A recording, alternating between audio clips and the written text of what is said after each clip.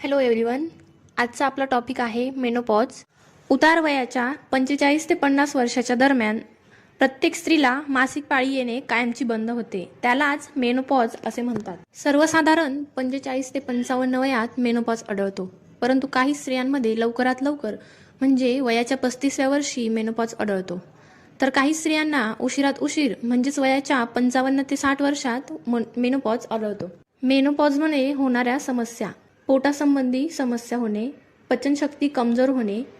मेनोपॉजचे काही चिन्ह लक्षणे जसे की पाळी बंद होणे, पाळी अनियमितपणे येणे, झोप न येणे, मूड स्विंग्स, वजन वाढते, त्वचा कोरडी होते, थकवा जाणवतो, सांधेदुखी व डोकेदुखी होते, शारीरिक उष्णता वाढते आणि रात्री झोपताना घाम येतो. यासाठी तुम्ही हार्मोनल टेस्ट FHS आणि एस्ट्रोजन करू शकतात.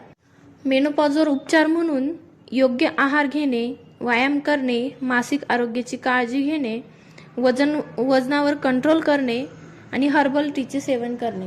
नवकार जीवन हॉस्पिटलमध्ये मेनोपॉजसाठी लेझर तसेच मेडिसिन उपचार उपलब्ध आहेत.